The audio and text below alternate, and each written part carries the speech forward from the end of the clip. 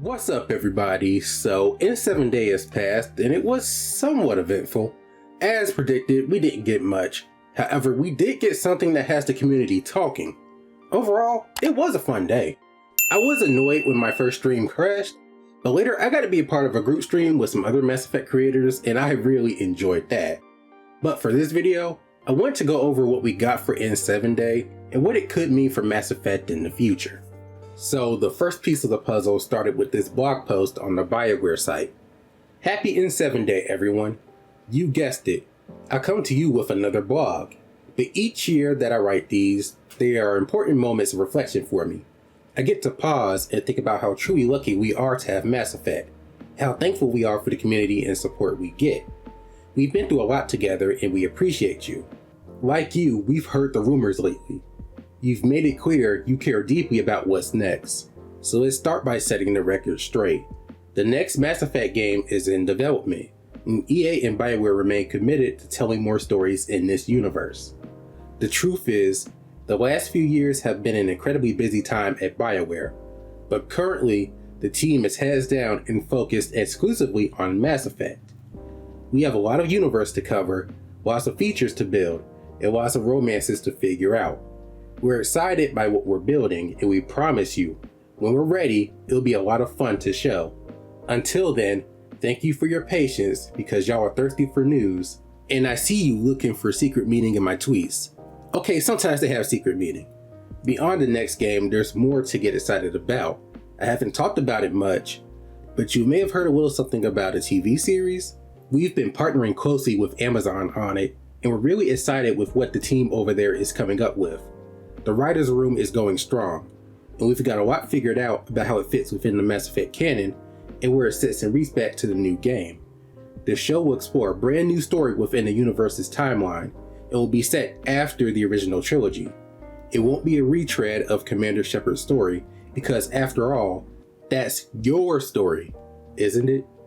Keep an eye on our social channels for more celebrations today, including some awesome new Mass Effect gear, free crossover items appearing in Skate and Apex Legends, and more.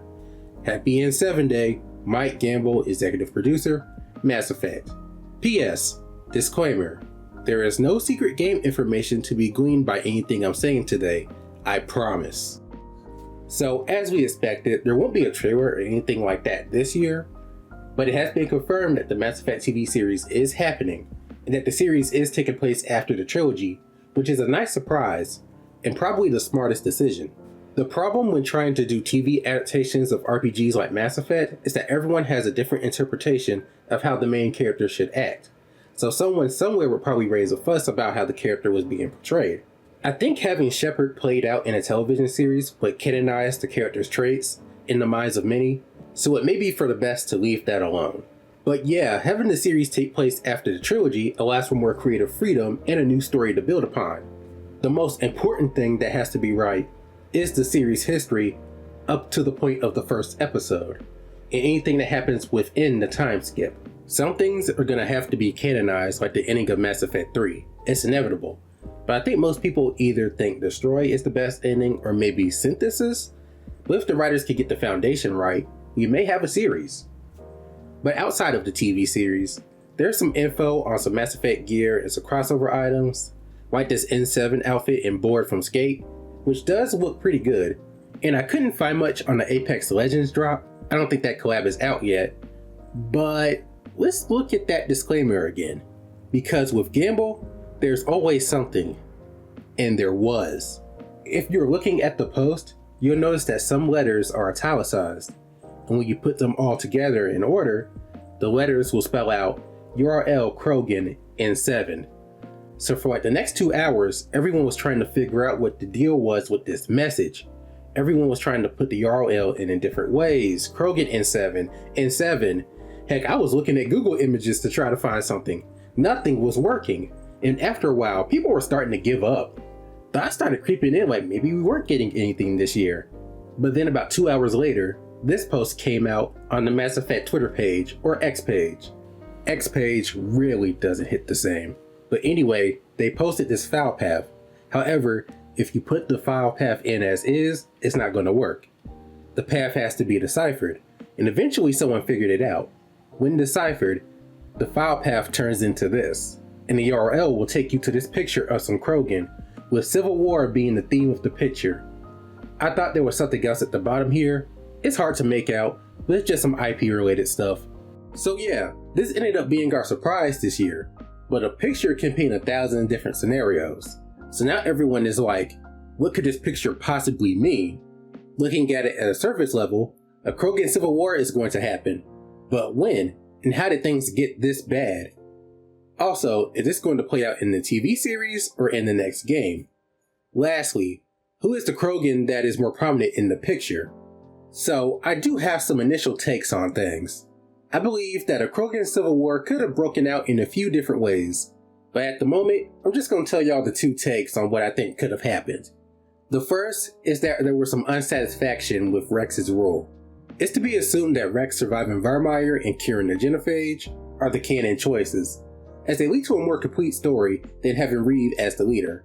Rex is more open-minded, and with Makara, Rex would listen to her more than his brother would. And with the genophage being cured, it leads to a better future for the Krogan, because otherwise they'll be stuck in the same cycle until they eventually go extinct. But let's say, somewhere along the line, a percentage of the Krogan have started to become unsatisfied with Rex's rule, and a strong opposition has come forward to remove him and his clan from power. And what if this opposition was the old guard, the more conservative Krogan who prefer their more tribalistic way of life? We saw that sentiment was around when we visited Tuchanka during Mass Effect 2. Gatatog Uvenk didn't care for his progressive policies. He thought that it would make the Krogan weaker as a whole. Maybe things have finally come to a head, and that the Krogan in this picture is either their leader or a very important member of the counter movement. Or what if this Krogan was fighting against the counter movement?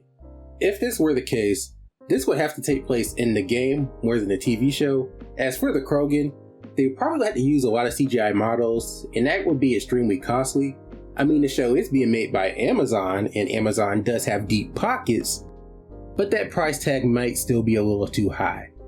I'm also interested in who this Krogan is, and Paragon 7 may have found something that could have gave us a clue. You see this pack on the Krogan's armor? This pack's emitting a light that was seen on this barely visible Krogan in the N7 trailer from 2023. Now this could be just a red herring, but what if it were to be true? This Krogan could either be one of your squad members or simply someone with a connection to our mystery N7.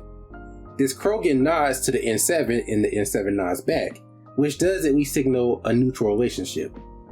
Gamble did post a tweet later saying that all of these teasers and images that we've seen throughout the years are connected to one another, so this could be one of those pieces. I did have one more take on why the Krogan could be at war, and this one is out there. What if it was about Krogan expansion? The same thing that caused the Krogan rebellions, but the conflict is more internal. What if the Krogan's numbers are getting out of hand again, but instead of annexing worlds like they did before, the Krogan are trying to make do with the worlds they inhabit outside of Tuchanka? I'm sure the Krogan would have been given some worlds after their part in the Reaper War. We still don't know how cluster travel is going to be handled if the Destroy ending gets made canon, but let's say everything's alright just for this theory. The Krogan are starting to overrun the worlds that they were given, but Rex is trying to go the official route and bring this to the attention of the Council, and work something out to maybe acquire some more worlds. But what if you have a group who would rather take those worlds, and they want to replace Rex with a leader whose goals is to not only annex those worlds, but make Krogan the dominant race in the galaxy, taking what their ancestors did and going beyond. So now a civil war is also now a galactic war. I think this idea is interesting.